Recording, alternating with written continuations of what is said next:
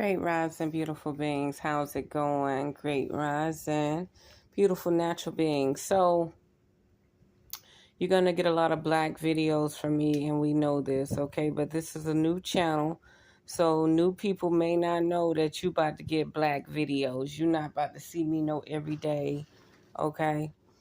Well, anyway, I love scrolling through tarot readings, but everybody tarot reading is about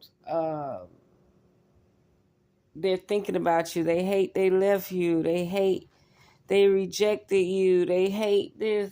Oh man. Listen. 9 out of 10, this motherfucker not thinking about you. Okay.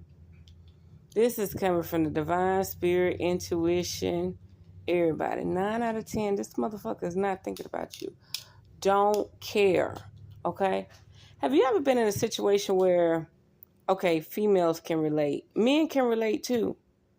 You've been around a person that got their own car, they got their own house, but you ain't interested. You still wondering where TJ, who sell the motherfucking nickel bags of weed down the street with his sagging pants walking, you're more concerned about where he at than you is about this man that work at the steel factory and come home every night, right?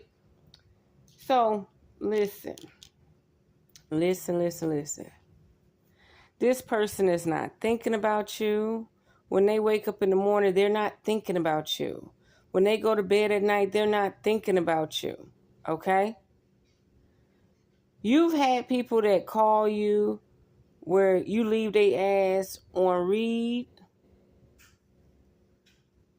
You don't answer their phone call, or if you do answer, you say hello and you probably get them about 10 seconds to talk, and you tell them you'll call them back later. And you've experienced it on the other end too. You've experienced it on the other end where a motherfucker, every time you call them, every time you say let's hook up, let's do something, they got a bunch of excuses. A motherfucker that want to be around you gonna make it happen. Does that make sense? A motherfucker that want to be around you gonna make it happen. A motherfucker that want to be in your presence gonna make it happen. A motherfucker that want to propose to you gonna propose to you. It's not that difficult. You got to realize, am I second base or third base?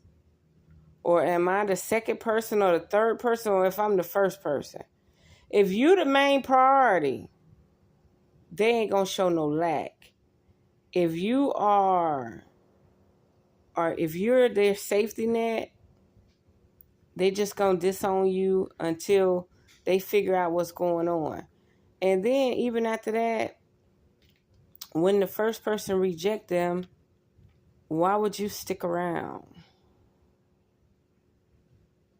Let that motherfucker be by themselves. Okay? So, 9 out of 10, these motherfuckers are not thinking about you. Okay? The motherfuckers that are thinking about you, you're not paying them no attention. Why is the planet this evil? Why are circumstances this fucked up? We'll never know. But, in the end, 9 out of 10, this person is not thinking about you. So go on and start them healing rituals. Go on and start disconnecting, pulling cords, removing roots from your soil. Go on and start returning back to sender. Start doing your healing work. Start doing your spiritual healing work. Find a hobby. Find a craft. Okay? Go do something else. And if I were you, I wouldn't be so quick to get in another motherfucking face either. Okay? But again, 9 out of 10, the person you think wish they were still with you and this, that, another. Maybe the person you rejected or pushed away that was there for you through thick and thin, but that motherfucker you thinking about is not thinking about you. He not thinking about you, sis. He not thinking about you, bro. Okay? They're not thinking about how it could have been, how it would have been, what you could have did together. You know, the only way you'll have a dude do some shit like that is if he has not accomplished his goals. So he's too busy trying to figure out how to make your money work for him, and vice versa with a woman. Do you know how many women get money from another man just so they could go spend it with the motherfucker who ain't got no money? And then maybe the other person do got money, but maybe she feel like she got some extra income and she would like to share it with her number one. You know what I mean? You got women who have a main man and he gonna bless her with funds and shit, right? And then she got her little side niggas that she probably don't even fuck with. She just like going out, and they may not have all the abundance that she has. So she gonna splurge anyway, right? She not looking at them as sex objects, toys, or anything. They're just like her girlfriends, okay? Different story, different scenario. But 9 out of 10, goddess and God, king and queen, pawns and groupies and whoever, they're not thinking about you. You're fantasizing about how you want them to think about you. Okay? Nobody is sitting at home in regret, wishing that they could have did better. The only motherfucker that's in regret is the bitch who cheated on the nigga who was paying all the bills. She in regret because that nigga done left. Okay? The nigga that kept cheating on the girl that was there night and day, work, come home, be home, cook, clean, and be there. Oh, that nigga upset because she finally left. She ain't giving that nigga no more attention, right? So think about it. But this just simple shit, it can't be millions and millions of people going through the same scenario. I could name one finger of one person that I would intimately want a connection with. And if that person ain't calling me and I ain't calling them, that shit toxic. And once you identify that shit as toxic, go on about your business. I would rather touch bases with the person that I don't think about every day. Every day, meaning I would rather call them every single day. Hey, how you doing? What you up to? We going out to lunch this weekend? We going to pray this weekend? What we gonna do? I would rather talk to the person that I don't hold no weight with every day than the person who emotionally stressed me out because they didn't answer the phone. They didn't return your phone call. They didn't respond to your text. They haven't engaged with you to go out. Okay? These people are not thinking about you. And sometimes you have to question your reality and say, is this person doing the same thing to me that I've done to other people? Like, I know this guy's into me. I know he want to be around me. I know he want to hang out with me. I know he want to go places. I know he want to do things, right? But I ignore him. Just to be around a motherfucker who can't stand me. What sense that make, right? So, 9 out of 10, the motherfucker ain't thinking about you. Okay? If you're thinking about them, they're not thinking about you. Sis, bro, king, queen, goddess, God, please, by all means, call on your most high creation, all source, all be all, and ask for help because you're going to need it. They're not thinking about you. That's just like when you walk in a room and people look at you. They got a right to look at you. They need to observe who just walked in the room. But in your mind, they done threw all these daggers at you. And that may not be the case. That may not be the case. There's millions of people on the planet think somebody's thinking about them. And that may not be the case. Okay? So ask yourself, are you in obsession? Are you fantasizing? What's really going on? Why are you clout chasing people thinking about you? They not thinking about you. They could go days without talking to you. Do you know, I'll give you an example. It was this fine ass nigga. I was 16 years old. He ain't had no business talking to me. That was when the Magnums first came out in 2005. I know he had a 2005 Magnum. Brand new. He had wrecked this Mercedes and he paid cash for this Magnum. 0 miles. Chocolate, tall, curly hair. Sexy as fuck. Right? But he was just too sexy. Too tall. Like, it was hard for me to find a tall nigga. Dark-skinned nigga with straight hair. I was like, see, I'm sucking my lips right now. So I'm doing my little thing. Like I said, I was partying, drinking, getting high, whatever. And he pulled up. He said, I know your friend. We used to fuck around in high school, but we don't fuck around no more. So I give him my number. Every time he called me, he'll be like, this so-and-so. I'd be like, who? This so-and-so. No, I don't know who that is. Like, literally, I was just that busy. I was just that busy in my mind. Okay? And he would describe his car. And I'd be like, oh, yeah. Dude did this 3 months straight. 3 months straight. It got to the point that he would call so much and he would have to describe his car. I finally told him to come over because I had a pool table. And it was a repetition pool table at that. It wasn't no cheap ass balls in pocket. I had the real Dundada, okay? 15s in the house, all that. But I was living in the hood. So finally I invited him over and I slowed down. I slowed my brain down enough. I slowed my spirit down enough to digest his name, his short name, and his long name. And then after that, we was 2 peas in the pot. We went to the strip clubs together. We went out together. I went across the water, which we call Alabama because I lived in Georgia. So I went across the water, hung out, did things, whatever. But imagine that, though. Imagine this guy working 12 hours a day, getting off work, got a brand new car.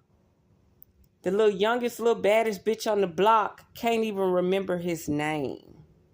And he wasn't lame at all. He was not lame. All my neighbors knew him. He was not lame. But your spirit just blank people out, void people out.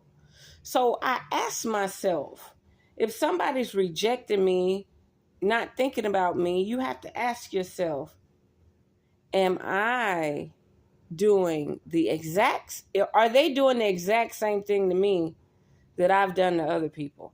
Like this person has not connected to my spirit yet. This person has not connected to my frequency yet. Like me calling them is like a glitch in the matrix. Like it's disturbing them. Like they're not disturbed, but they don't have time to, okay, you're jumping jump rope. You're jumping double dutch, right? And sometimes your spirit ain't ready for you to jump in that rope. Or it ain't ready for somebody else to jump in the rope and y'all be on 2 total different frequencies. You get what I'm saying? That's just like marriage. Y'all been together 10 to 15 years, and all of a sudden, you can't get your girl off the phone 3 o'clock in the morning. She texting, she scrolling, can't go to sleep. It's time for y'all to go to brunch in the morning. She sleep. Same night, same shit. By 12 o'clock in the morning, she up. She on the phone. texting, scrolling, switching her messages from notes to motherfucking, from notes, hiding them and locking them and shit while you sleep. So the whole weekend that went by, now you got to start going back to work. What is that? What is that? You're out of season. Does it mean you should get a divorce? Does it mean that you should get separated? No, it means that you need to take all your shit into the other biggest room in the house, the guest bedroom or whatever. Put your dresser out, put your watches out, put your colognes out, have you a piggy bank, put your TV in there, and lay out your outfit. Lay your outfit out on the bed. Your bed be made up. Put your outfit out on the bed. Now go out. Wow, that bitch texting all night on the phone and can't sleep. Go out. Y'all been together over 10 years. Y'all like brothers and sisters now. The frequency done changed. There's no difference than people having sex too fast. People having sex too fast, and now the challenge over with. The person feel like you too easy or they don't have to invest too much, right? That shit is over with. That shit is done. So ask yourself again, is that motherfucker really thinking about you, or are you so hurt to the point that you want a motherfucker to think about you? Do you know how many motherfucking days I go without anybody calling my phone? I've gone like 3 or 4 days without anybody calling my phone or texting me. But I be spaced out too now. Like, I have to call people and make sure they still on the planet. I do. But tomorrow, I ain't got to call nobody. Ain't nobody gonna call me. Nobody don't call me. Okay? I engage. I'm gonna tell you another thing, ladies. You need to understand this too. When you initiate or engage with a man, you might be head over heel for him. But once he realizes that, he goes straight back in his depressed, sad sack that he was in before he met you. Because he's so bored, he's so pathetic, that he has to start this chase to keep him aroused and entertained because he might be sleepy. I told y'all, a lot of motherfuckers on the planet sleepy. They tired, they wore out, they on the wrong diet. They brain, like Brother Polite said, they brain frequency is below dead. Say it again, Revere Sky. Their brain frequency is below dead. So you trying to entertain a dead motherfucker. Okay. Well, anyway. Sis, bro, God is God. Listen. Queen and king, they not thinking about you. You thinking about them.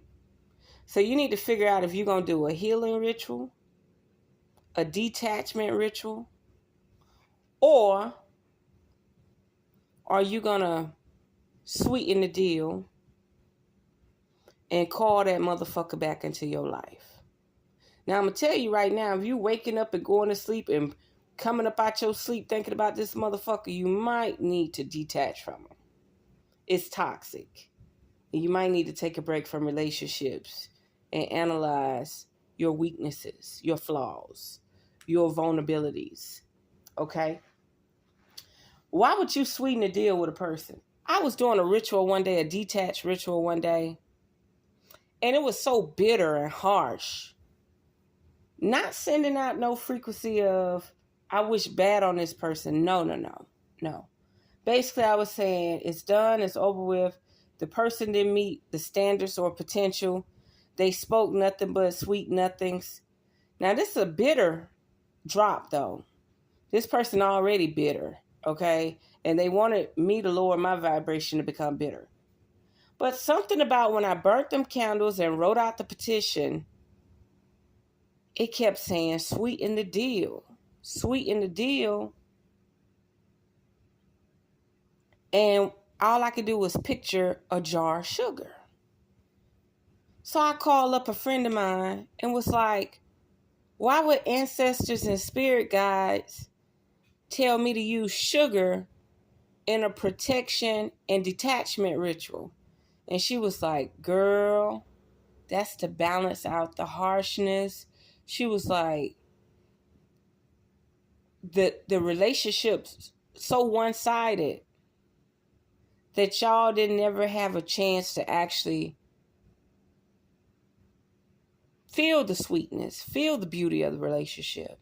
She said the relationship was so bitter and dry that to protect both of y'all, add sugar and sweetness and honey to the ritual so that y'all won't separate by being,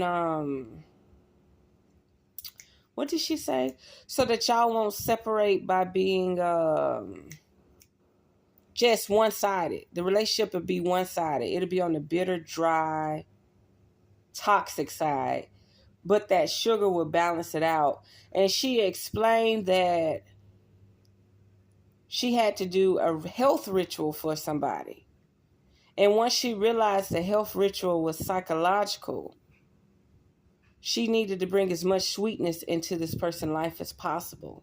And she was like, she brought flowers, honey, sweet smelling oils, not perfumes, just natural essence like rose, jasmine, and stuff like that, natural scents, florals. And she was like, yeah, she had to sweeten the deal because it was so toxic. It was so, their mind was so, they needed more love.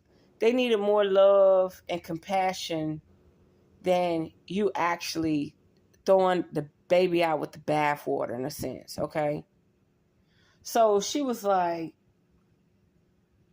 you allowing this person to ride, you riding away with this person is reviving this person. But you detaching, removing your roots, removing their roots from your soil, de-weeding, spraying weed spray and stuff is more toxic than you feeling hurt. The hurt you get from it ain't compared to what it's going to be like when y'all completely detach. So if spirits was like, sweeten it, we need sugar, sweeten it, that was meaning that if you don't add this sugar to this ritual or this spell, it's just going to continue to be harsh. When you let the person down, like, even though people can push you away or neglect you, when you let people down or when they let you down, what happens? Your energy may be out of spite. Your energy may be out of ill will. And then it may set y'all both back way longer, right? So sweetening the deal is everything. Hope that helps somebody in their next ritual. Sometimes you just want to get away. You don't want no thoughts of the person. You don't want no toxic energy, no toxic vibes. You don't want nothing. You don't even want a verdict or outcome. You just, woosah, right? And in that process, sometimes you got to put a little honey and a little sugar, a little agave, a little rose oil, a little lavender, a little everything out there, okay?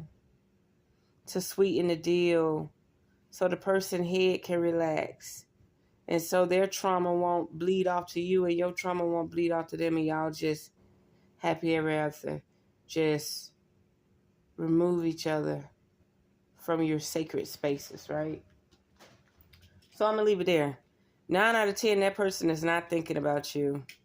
So you can sit up here and be brainwashed by all these readings where, yeah, you got that person sweating. You got that person thinking about you.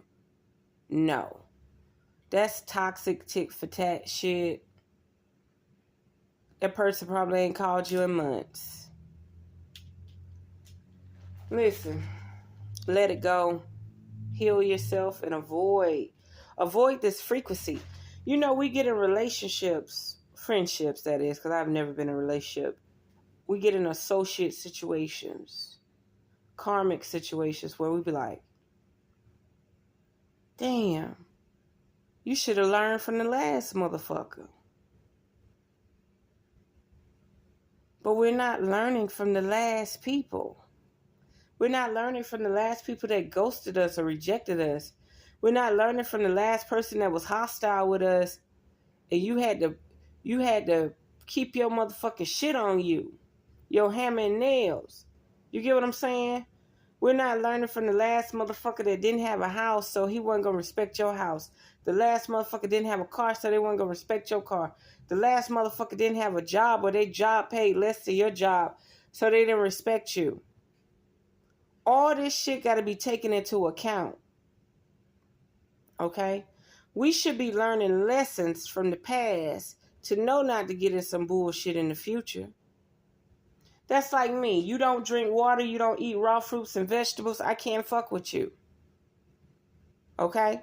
And if I do fuck with you, it's because I've known you for years. I knew you when I was toxic. Right? That's just like you vote. What you voting for? How is that going to help your household? How is that going to remove generational curses from your family? How is that going to help you get more land and economic value for yourself and your family, your empire?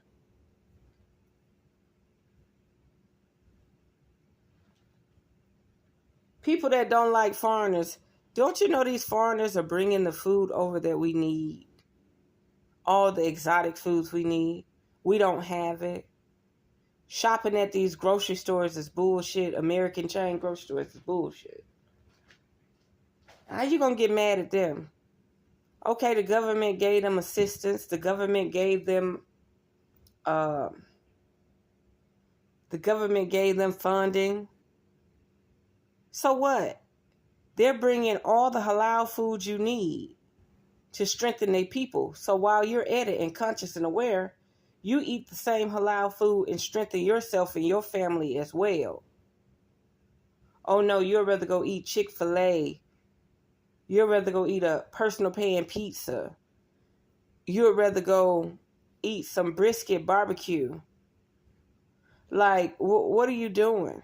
You'd rather go buy McAllister's and eat frozen dinners. How is that benefiting you?